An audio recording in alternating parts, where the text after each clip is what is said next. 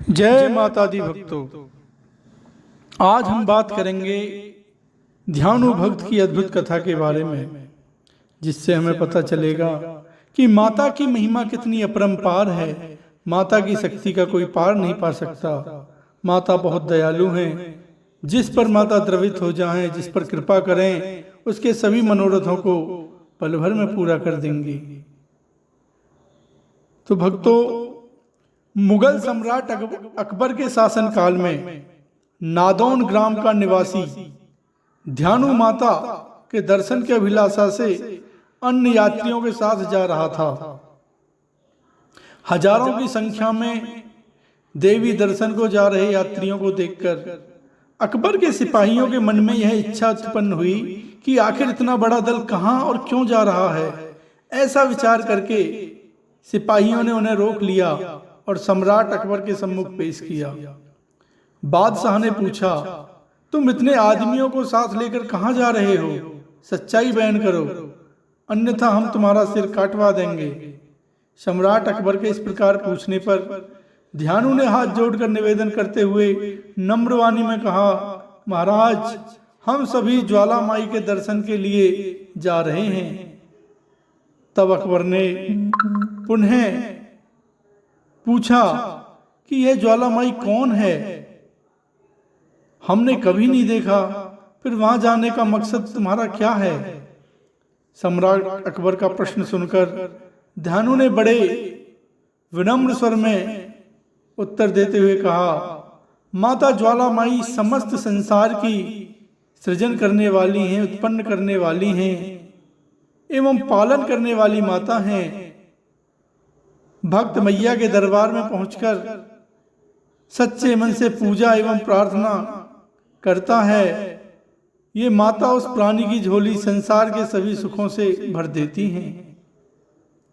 कोई भी माता के गुणों का बखान नहीं कर सकता। उनके प्रताप से बिना तेल एवं बिना बाती के अखंड ज्योति निरंतर जलती रहती है।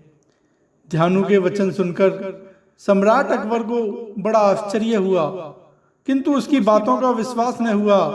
तब उन्होंने कहा, यदि तुम्हारी देवी माता सचमुच ही दिव्य गुणों से युक्त है तो कोई ऐसा कार्य करके दिखाओ जिससे हमें तुम्हारी देवी माता पर विश्वास हो। आखिर तुम उनके भक्त हो।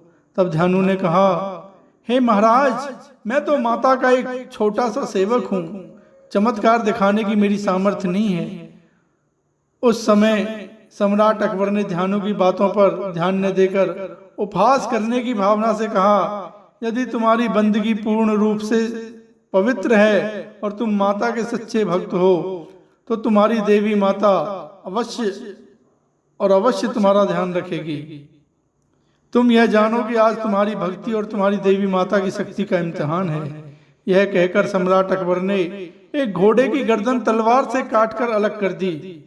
तत्पश्चात उसने कहा, मैंने इस घोड़े की गर्दन काट दी है। यदि तुम्हारी देवी शक्ति संपन्न है तो इस घोड़े को पुनः जिंदा कर दे।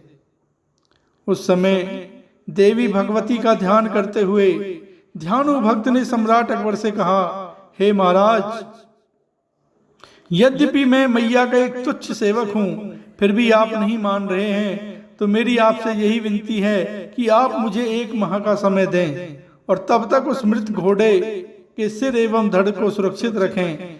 यह कहकर उसने बादशाह से विदा ली और अन्य यात्रियों सहित चलकर माता ज्वाला जी के दरबार में आ पहुंचा। प्रातःकाल स्नान आदि से निवृत्त होकर मैया की प्रातःकालीन आरती के समय दरबार में उपस्थित होकर हाथ जोड़कर नेत्रों को बंद करके पूर्ण श्रद्धा से निवेदन करते हुए कहने लगा, हे माता, आप तो अंतर्यामी हैं। संसार की समस्त वस्तुएं आपकी दिव्य दृष्टि के सम्मुख हैं। आप चर अचर सभी प्राणियों को जानती हैं। सभी प्राणियों में आप विराजमान हैं। हे मातेश्वरी, आपने सदैव भक्तों की लाज रखी है और समय पर उपस्थित हुई हैं। हे जग की माता, आज तुम्हारे इस भक्त की लाज तुम्हारे हाथों में है। बादशाह अकबर मेरी भक्ति की परीक्षा ले रहा है। हे माँ, उस घोड़े को पुनर्जीवित करके मेरी भक्ति की रक्षा करो। माँ, यदि आपने मेरी प्रार्थना स्वीकार नहीं की तो मैं अपना शीश काटकर तुम्हारे चरणों में रख दूंगा। यह कहकर ध्यानु ने कुछ पल तक देवी के चमत्कार की प्रतीक्षा की, किंतु कोई उत्तर नहीं मिला। तब उसने अपने हृदय में विचार किया कि लज्जित होकर जीने से अच्छा तो मर जाना है। तत्पश्चात उसने तलवार उठाकर अपना शीश काटकर देवी के चरणों में रख दिया। कहा जाता है कि उसी समय देवी साक्षात प्रकट हुई और उसकी अमृतमयी दृष्टि पड़ते ही ध्यानु का कटा हुआ सिर स्वयमेव उसके धड़ से जुड़ गया तथा वह जीवित हो गया। जीवित होने के उपरांत ध्यानु ने देखा कि देवी मैया उसके सम्मुख खड़ी हैं। यह देखकर उसकी प्रसन्नता की सीमा नहीं रही। तब उसने हाथ जोड़कर देवी के सम्मुख सिर झुकाते हुए कहा, हे माता, आप तो अंतर्यामी हैं, सब कुछ जानती हैं। मेरे हृदय की व्यथा से भली प्रकार आप परिचित हैं।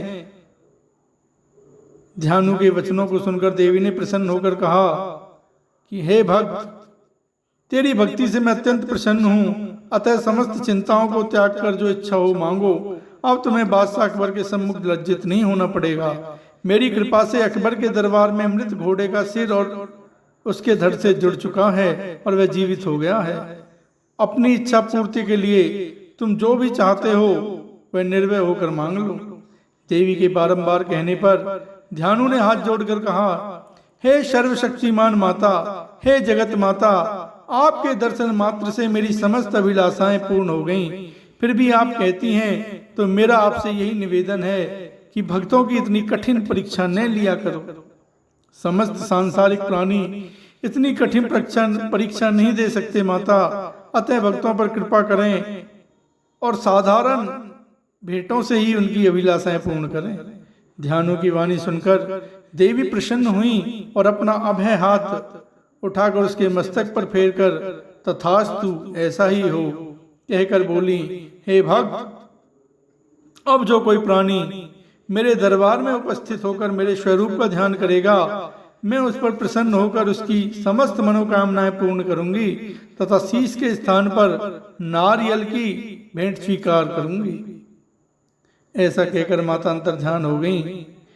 इधर यह घटना घटी और उधर बादशाह अकबर के दरबार में घोड़े का कटा हुआ सिर धड़ से जुड़ गया। यह दृश्य देखकर बादशाह अकबर और उसके समस्त दरबारी आश्चर्यचकित रह गए। तत्पश्चात अकबर ने अपने कुछ सैनिकों को ज्वालाजी भेजा। सैनिकों ने जाकर सूचना दी कि वहां जमीन से आग की लपटें निरंतर निकलती रहती हैं। अगर आप आदेश दें तो हम इन निकलती हुई लपटों को बंद करवा दें, जिससे हिंदुओं के पूजा का स्थान ही समाप्त हो जाएगा। सैनिकों की बात सुनकर बादशाह अकबर ने विचार किया कि ये सैनिक ठीक कह रहे हैं। जब ज्वाला ही निकलनी बंद हो जाएगी तो पूजा स्थल भी नहीं रहेगा। उसने उसी समय आदेश दे दिया। हे माता के भक्तों, बादशाह अकबर का आदेश पाते ही उसके हजारों सैनिक उसी समय ज्वाला को बंद करने के लिए अनेक सामान लेकर वहां जा पहुंचे। मोटे मोटे विशाल लोहे के तवे से सर्वप्रथम उन सभी ने निकलती हुई ज्वालाओं को बंद करने का प्रयास किया, किंतु महान आश्चर्य यह हुआ कि उन तवों को फाड़कर वह दिव्य ज्वाला बाहर निकलने लगी। तब इन सैनिकों ने एक नहर का बहाव उस ओर मोड़ दिया। उस नहर का पानी लगातार उस ज्योति पर गिरने से ज्योति का अस्तित्व समाप्त हो जाएगा, ऐसा उनका विचार था। किंतु उनका विचार ही सिद्ध हुआ। नहर के पानी से भी उस दिव्य ज्वाला का कुछ नहीं बिगड़ा, वह पहले की भांति निकलती रही। अंततः वे सभी सैनिक निराश हो गए और कुछ सैनिकों को भेजकर बादशाह अकबर को सूचित किया कि हमारी सारी कोशिशें निरर्थक सिद्ध हुई हैं, अतः आप जो उचित समझा वही करें।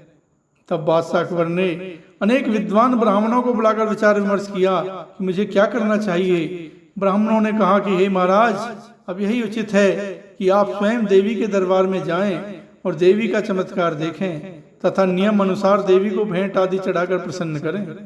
बादशाह अकबर ने ब्राह्मणों की राय मानकर सवा मन सोने का छत्र बनवाकर उसी क्षण माता ज्वाला जी के दरबार में जा पहुंचा। फिर वह छत्र अपने कंधे पर उठाकर चढ़ाने के लिए चले। जब कंधे से उतारकर चढ़ाने लगे उसी समय वह छत्र गिरकर टूट गया और कहा जाता है कि वह सोने का नहीं रहा बल्कि किसी विचित्र धातु का बन गया, जो न लोहा था, न पीतल, न तांबा और न ही सीसा, जिससे यह सिद्ध होता है कि माता भगवती ने अकबर की भेंट अस्वीकार कर दी। बादशाह अकबर घबरा गए और माता के चरणों में शीश झुकाकर क्षमा मांगने लगे। हे माता, हमसे जाने अनजाने में जो भूल हुई है उसे क्षमा करें।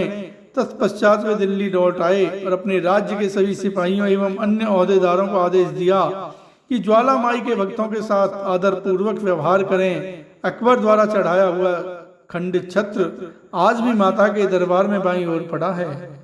बोलिए ज्वाला मैया की जय।